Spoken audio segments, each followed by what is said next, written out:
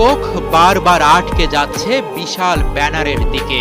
জিদানের ছবি দেখে ইচ্ছে করছে একটা বার যদি ওই সাদা ফুটবলটা পায়ে নিতে পারত। পরক্ষণেই আবার মনে হচ্ছে বোতল কুড়াতে না পারলে যে অচল হয়ে যাবে মায়ের চিকিৎসা।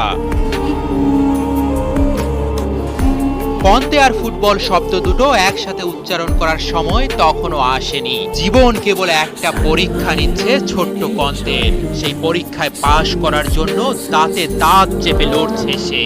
লড়াইয়ের জীবনের মধ্যে এক অদৃশ্য চুক্তি থাকে, সেই চুক্তিপত্রের দায়ী দাঁড়িয়ে বেড়ায় যোদ্ধাকে। জীবনের চরম দুঃখের দিনেও কন্তে ভুলে যাননি খোদাকে, ভরসা রেখেছেন মহান আল্লাহর প্রতি। এর পরের গল্পটা তো সবারই জানা। 2018 সালে ফ্রান্সের হয়ে জিতলেন বিশ্বকাপ। সে সময় চলছিল রমজান মাস, রোজা রেখেই খেলেছিলেন সবগুলো ম্যাচ। সেন্ট্রাল ডিফেন্সিভ মিডে খেলা কন্তে যেন একাই লন্ড ভন্ড করে দিয়েছে প্রতিপক্ষের আক্রমণ। সে সময়ও তারাবির নামাজ পড়া অবস্থায় মসজিদে দেখা গিয়েছিল এই ফুটবল জাদুকরকে।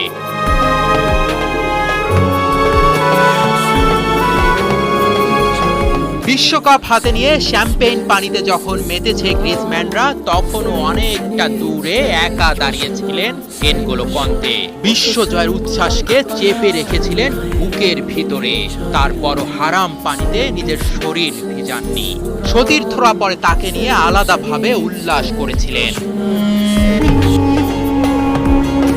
সতীর্থদের ঘুমের যাতে ব্যাঘাত না ঘটে সেজন্য তিনি ফজরের নামাজও পড়তেন একেবারে নিঃশব্দে, জানিয়েছিলেন তার সাবেক ক্লাবের এক খেলোয়াড়। সুখ, শান্তি, সফলতা হলো আল্লাহ প্রদত্ত জিনিস।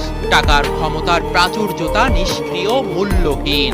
আবর্জনার স্তূপ থেকে উঠে আসা ছেলেটা এত টাকা উপার্জন করেছিলেন যে অ্যামাজনের মতো কোম্পানির চেয়েও বেশি কর দিয়েছিলেন। টাকার সম্পদের নেশা কখনোই তাকে কাছে টানেনি। পরকালের ভয়ে প্রচুর সম্পদশালী হয়েও সাদামাটা জীবন যাপন করেন। দামি মোবাইল আর দামি গাড়ির প্রতি কখনোই তার আকর্ষণ আসেনি। ফ্রান্সের স্টেডিয়ামের বাইরে বোতল কুড়ানোর জীবন থেকে বর্তমান বিশ্বের অন্যতম শ্রেষ্ঠ মিডফিল্ডার হয়ে ওঠা মহান আল্লাহ চাইলে কি না করতে পারেন, তার ছোট্ট একটা উদাহরণ এনগোলো কন্তে।